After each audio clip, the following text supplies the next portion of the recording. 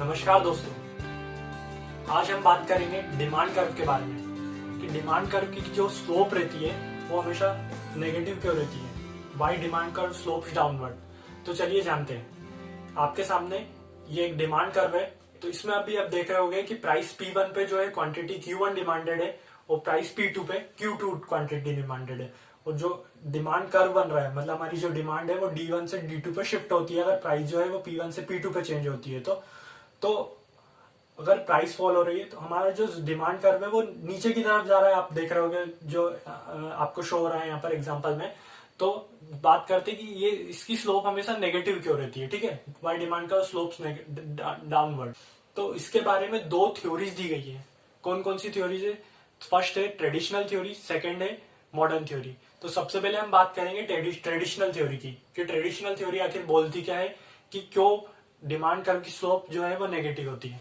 तो चलिए जानते हैं। इसमें पहला जो ट्रेडिशनल थ्योरी बताती है कि law of diminishing marginal utility को जिम्मेदार बताती है। अब what is law of diminishing marginal utility? तो सबसे पहले बताना चाहूंगा कि जो लॉ ऑफ डिमांड है वो बेसिकली बेस्ड है किस पे? Law of diminishing marginal utility पे। तो अब law of diminishing marginal utility क्या होता है? तो चलिए इसको एक एग्जाम्पल से समझते हैं। एग्जाम्पल में देखते हैं कि चलिए आप छोटा भीम हो। ठीक है, आप छोटा भीम हो तो आपको लड्डू तो पसंद ही होगा। तो आप एक चलिए जा रहे थे आप कहीं पे एक स्वीट शॉप के पास से जा रहे थे और आपको लड्डू दिख गए। ठीक है, तो आप वहां जाते हो अंदर और छोटा भीम हो तो लड्डू खाओगे ही नहीं। ठीक है, तो आप वहां पे गए अंदर और आप पूछते हो कि यार भाई साहब लड्डू कैसे दिए? तो बोलता है कि सर 10 रुपए का एक लड्डू। आप बोलते हो कि अरे यार ये तो मैं तो पूरे खत्म कर जाऊंगा। ठीक है, अब आप क्या करोगे? लड्डू खाना स्टार्ट करते हो। आप बोलते हो कि लाओ एक लड्डू लाओ। आप वो लड्डू लाया, आपने खा लिया और आपको मतलब आनंद की अनुभूति हो गई एक तरीके से कि यार मजा आ रहा है, आज का दिन बेस्ट। ठीक है, अब आपने एक लड्डू खाया, देन उसके बाद उससे बोला कि यार एक और लाओ। एक और लड्डू लाया, आपने दूसरा भी खाया, ठीक है, आपको मजा आया। तीसरा लड्डू खाते हो, चौथा लड्डू खाते हो, धीरे धीरे अब क्या आपको पांचवा लड्डू खाते टाइम भी मुंह में पानी से नहीं आ रहा, तो पांचवा लड्डू खाते टाइम भी उतना ही मजा आएगा जितना आपको पहला लड्डू खाते टाइम आया था? नहीं ना। आप पांचवा खाते हो कि चलो यार आप छोटा भीम, आप 5 लड्डू भी खा लोगे, 6 खाओगे, 7 खाओगे। उसके बाद एक टाइम पे मन क्या होगा आपका कि यार अब नहीं खेल रहा। तो यही क्या बोलता है law of diminishing marginal utility कि जो किसी भी कमोडिटी को पाने से या ठीक है आप खाओगे या परचेस करने पर किसी भी कमोडिटी से जो सेटिस्फेक्शन डिराइव होता है वो हर सक्सेसिव यूनिट के बाद डिक्रीज होता चला जाता है। मतलब कि आप जैसे एक लड्डू कमोडिटी ठीक है उसको ले रहे हो तो उससे जो सेटिस्फेक्शन डिराइव होगा वो हर ईच सक्सेसिव यूनिट पर क्या होगा? उससे जो सेटिस्फेक्शन डिराइव होगा वो डिक्रीज होता चला जाएगा। तो ये बात करता है law of diminishing marginal utility. इसके बारे में हम जो law of diminishing marginal utility की वीडियोस रहेगी उसमें हम डिटेल में डिस्कस करेंगे कि और क्या क्या इसमें जो भी डिमिनिशिंग मार्जिनल यूटिलिटी रहता है। तो अभी देखा आपने law of diminishing marginal utility. अब law of demand diminishing marginal utility के कारण क्या रहता है? उसका जो डिमांड कर्व है वो स्लोप डाउनवर्ड रहता है।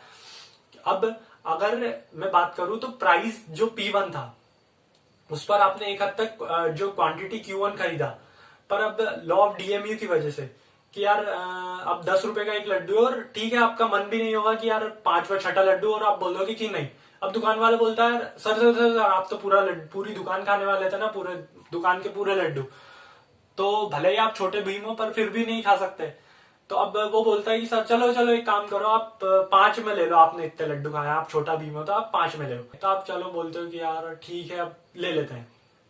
तो वहां पर प्राइस कम हो गई तो आपने फिर अपनी जो है वो कि चलो एक लड्डू खा लिया, 2 लड्डू, पर फिर उसके बाद नहीं खिले। तो जैसे ही लॉ प्राइस कम हो जाती है देन आप अपनी जो क्या बढ़ा देते हो, परचेज बढ़ा देते हो या डिमांड बढ़ जाती है। देन सेकंड और उससे क्या रहता है जो डिमांड कर्व है स्लोप डाउनवर्ड रहता है।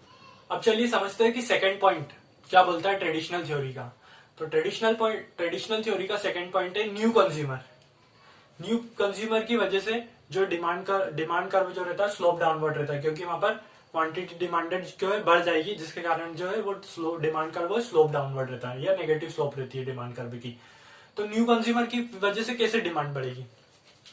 पहले अगर हम बात करें तो पहले जो थे वो फीचर फोन चलते थे, और जो अगर जैसे जब ये शिफ्ट हुआ था फीचर फोन से स्मार्टफोन की तरफ, जब स्मार्टफोन की प्राइस जो थी वो कुछ ज्यादा थी अपने फीचर फोन से। अब अगर किसी भी बंदे को फीचर फोन लेना, स्मार्टफोन लेना है, या फीचर फोन से स्मार्टफोन पे शिफ्ट करता तो फीचर स्मार्टफोन थोड़े ज्यादा महंगे होते थे। पर एक टाइम आया जब जो स्मार्टफोन की प्राइस जो है कम होती गई, और अब अगर आप देखोगे तो ऑलमोस्ट हर बंदा के पास स्मार्टफोन है, ठीक है, मैक्सिमम लोगों के पास स्मार्टफोन है। अब जैसे ही स्मार्टफोन की प्राइस फॉल हुई तो पहले जो कंज्यूमर उसे अफोर्ड नहीं कर पा रहे थे वो अभी भी अब क्या कर पा रहे हैं, उसे अफोर्ड कर पा रहे हैं, तो ये एक रीजन है। देन उसके बाद ट्रेडिशनल थ्योरी का थर्ड पॉइंट बोलता है कि several uses of a commodity, several uses of a commodity, मतलब कि यार एक ही कमोडिटी है पर उसके बहुत सारे यूज है। जैसे इसमें एग्जांपल आते कोल हो गया या फिर हो गया इलेक्ट्रिसिटी, और एक एग्जांपल दे देता हूं आपको, मिल्क कैसे, तो यार भाई मिल्क की आप चाय बनाते हो, मिल्क को आप बॉर्नविटा डाल के पी सकते हो। देन उसकी जो है मिठाइयां बनती है, मिठाइयों के बाद जिसमें भी हो गया अपना घी भी बनता है। तो इतने सारे यूजेस। तो अगर कोई सी भी कमोडिटी है जिसके सेवरल यूजेस हैं, अगर उसकी प्राइस बढ़ जाती है तो उसके जो आप यूज करोगे वो सिर्फ उसी पर्पस के लिए या फिर इंपॉर्टेंट पर्पस के लिए करोगे, ठीक है, मतलब उसका लिमिटेड यूज रह जाएगा। पर अगर उस कमोडिटी की प्राइस जो है कम हो जाती है तो देन उसकी डिमांड जो है वो बढ़ जाएगी, क्योंकि उसकी कमोडिटी के यूज क्या है, बहुत सारे हैं। देन अब मूव ऑन करते हैं हम मॉडर्न थ्योरी पे। तो मॉडर्न थ्योरी क्या बताती है, प्राइस इफेक्ट के बारे में बताती है।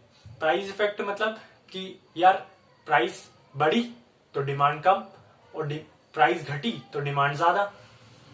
तो मॉडर्न थ्योरी ने प्राइस इफेक्ट को दो भागों में बांटा है, एक होता है इनकम इफेक्ट और एक होता है सब्स्टिट्यूशन इफेक्ट। तो सबसे पहले बात करते हैं हम सब्स्टिट्यूशन इफेक्ट की।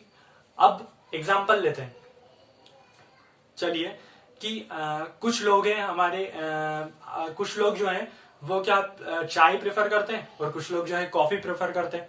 अब जैसे चाय की कीमत जो है वो है 300 रुपए किलो, ठीक है, 300 रुपए पर केजी। देन उसके बाद 300 पर केजी, और जो कॉफी की कीमत है वो भी 300 रुपए किलो है, ठीक है। तो जो चाय पीता है वो चाय पिएगा, जिसको चाय पसंद है वो चाय पिएगा अभी, और कॉफी पीना है जो कॉफी वाला कॉफी पिएगा। अब क्या होता है कि कॉफी की कीमत सडनली बढ़ जाती है। मान लो अब जो कॉफी की कीमत हो गई है वो है 500 पर केजी। अब क्या होगा, कॉफी वाले बहुत सारे लोग, मतलब कॉफी पीने वाले लोग क्या करेंगे, शिफ्ट कर जाएंगे किस पर, चाय वाले लोग चाय में। इससे होगा क्या, कॉफी की प्राइस बढ़ गई तो उसका सब्स्टिट्यूट कौन है, हमने पिछली वीडियो में बात करी थी कि टी और कॉफी क्या है, सब्स्टिट्यूट गुड्स है। तो इस टी कॉफी की प्राइस बढ़ जाने से किसकी डिमांड बढ़ जाएगी, टी की डिमांड बढ़ जाएगी, क्योंकि इसकी डिमांड बढ़ी तो लोग इसकी डिमांड फॉलो हुई तो अब किस पे शिफ्ट करेंगे, टी पे शिफ्ट करेंगे। तो ये एक कारण है जो होता है सब्स्टिट्यूशन इफेक्ट। देन उसके बाद आता है हमारा सेकंड पॉइंट। सेकंड पॉइंट क्या बात करता है, इनकम इफेक्ट। अब इनकम इफेक्ट क्या होता है, चलिए इससे भी एग्जांपल से समझते हैं कि एक घर में 5 लोग हैं, एंड देन एक हेड ऑफ द फैमिली है। अब हेड ऑफ द फैमिली क्या करता है, बजट डिसाइड करता है कि हमें किस चीजों पे कितना खर्चा करना है, ठीक है। तो अभी चलिए आप समझ लीजिए फ्रूट्स पे कोई ने बनाया कि हम मंथली भाई 1000 रुपीज के फ्रूट्स खरीदेंगे। चलिए अभी मैंगो का सीजन है तो इसलिए मैं आम का एग्जांपल ले लेता हूं कि कोई भी बंदा है, कोई भी फैमिली वाला, वो अभी 1000 रुपए मंथली खर्च करेगा आम पे, आम खरीदेगा उसका। अब आम की जो कीमत है वो है 100 रुपीज पर केजी, तो वो 10 किलो आम खरीद पाएगा। देन अब 10 किलो आम वो खरीद लेते हैं। देन उसके बाद क्या होता है कि आम की जो कीमत है वो हो गई, मान लो सपोज करिए 50 रुपीज पर केजी हो गई। अब भाई हमने तो डिसाइड करा था कि यार हम 1000 रुपीज खर्च करेंगे, तो अब क्या होगा, अगर मैं जब आम खरीदने जाऊंगा और मैं पूछूंगा कि भाई कितने रुपए किलो है आम, तो वो बोलेगा 50। तो यार हमने तो डिसाइड करके आए थे कि भाई हमारे जेब में तो 1000 रुपए है और ये लो भाई 1000 रुपए के आम। मतलब हम अब हमारी जो परचेसिंग पावर है, मतलब जो हमारी रियल इनकम है, purchasing power of consumer, that means वो क्या हो गई है, बढ़ गई है। ठीक है, अब वो बढ़ गई तो हम क्या कर सकते हैं, ज्यादा से ज्यादा क्वांटिटी खरीद सकते हैं। चलो हम यार 1000 रुपए नहीं खरीदेंगे, 20 किलो आम नहीं खरीदेंगे, पर हम ठीक है 15 खरीदेंगे। तो उससे क्या होगा, उससे उस कमोडिटी की डिमांड बढ़ गई। तो ये रीजन थे। आपको अभी इस वीडियो में मैंने समझाया ट्रेडिशनल थ्योरी और मॉडर्न थ्योरी। Thank you.